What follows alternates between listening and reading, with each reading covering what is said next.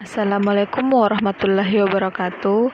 Kami dari kelompok E ingin mempresentasikan hasil diskusi kami dengan bertemakan program revitalisasi pendidikan vokasi.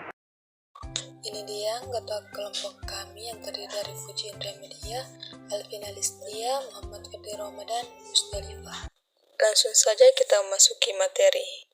Pemateri pertama dipersilahkan. Perkenalkan, nama saya Musdalifah. Pertama yaitu latar belakang program revitalisasi pendidikan vokasi.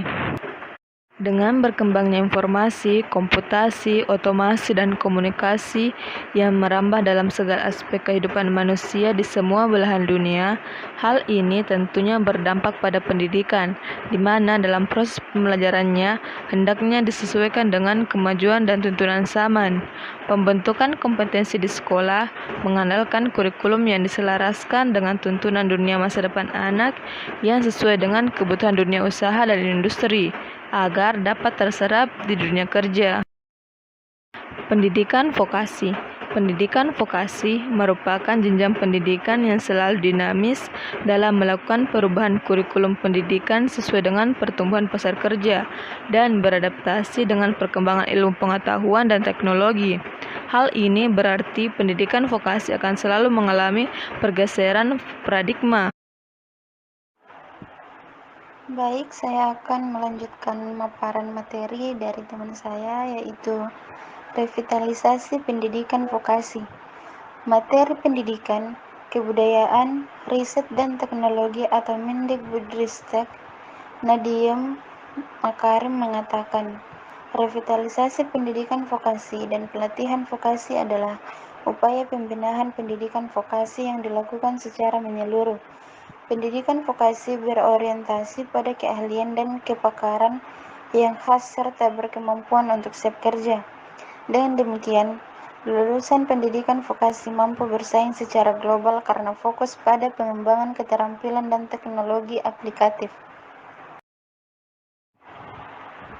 Pembelajaran di era digital sekarang ini menuntut pendidik untuk berinovasi memanfaatkan teknologi informasi sebagai bagian dari tugas pendidik untuk membuat suasana belajar menyenangkan dan menjadikan peserta didik senang belajar.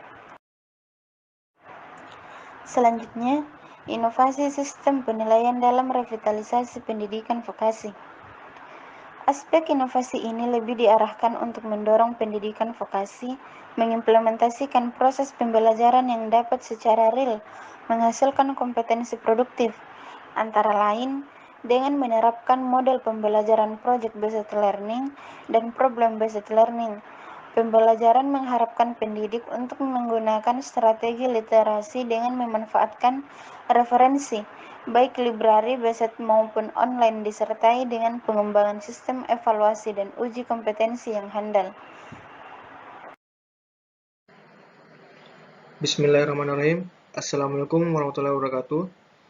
Perkenalkan, nama saya Muhammad Firdi Ramadan. Di sini saya akan membacakan tentang kurikulum pendidikan vokasi.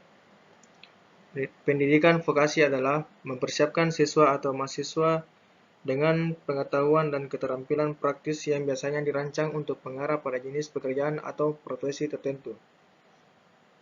Kurikulum yang disusun berkaitan dengan hasil capaian kompetensi lulusan, berhubungan juga dengan learning outcome yang dihasilkan dari suatu pendidikan vokasi, sehingga perlu dikaji betul kurikulum yang sesuai di pendidikan vokasi agar lulusan yang dihasilkan nantinya mampu bersaing di dunia kerja, terserap di dunia kerja sesuai kebutuhan. Selanjutnya, masalah pendidikan vokasi. Masalah di pendidikan vokasi sesungguhnya muncul ketika untuk memenuhi tuntutan dari dunia usaha dan dunia industri terhadap kualitas lulusan yang siap kerja dan bukan sekedar siap training.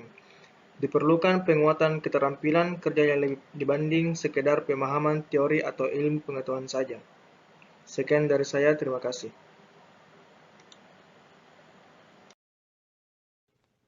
Kesimpulan dari materi kali ini adalah sesuai diterapkan dalam pendidikan vokasi adalah model kurikulum pembelajaran bahasa Indonesia berbasis kompetensi.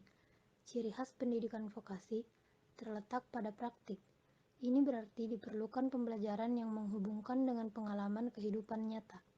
Pada dasarnya, semua pendekatan pembelajaran yang menghubungkan dengan pengalaman kehidupan nyata merupakan elemen pembelajaran berbasis konteks.